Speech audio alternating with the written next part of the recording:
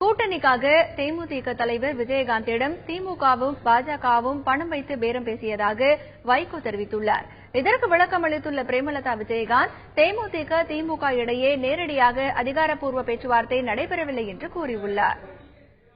500 கோடி பணம், 80 தொகுதிகள், இது திமுக தரப்பிலிருந்து. ஒரு ராஜ்யசபா, ஒரு மத்திய மந்திரி, தேவையான பணம் என்று பாரதிய ஜனதா கட்சி தரப்பிலிருந்து.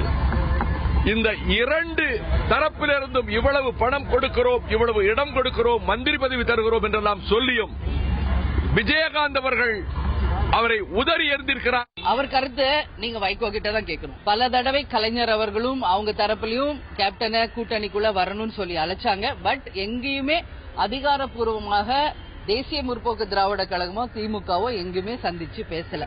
பேப்பர் செய்தி தான் வழக்கமா அவங்க தரப்புல எல்லா பத்திரிகைகளிலும் வந்த செய்தி தான்.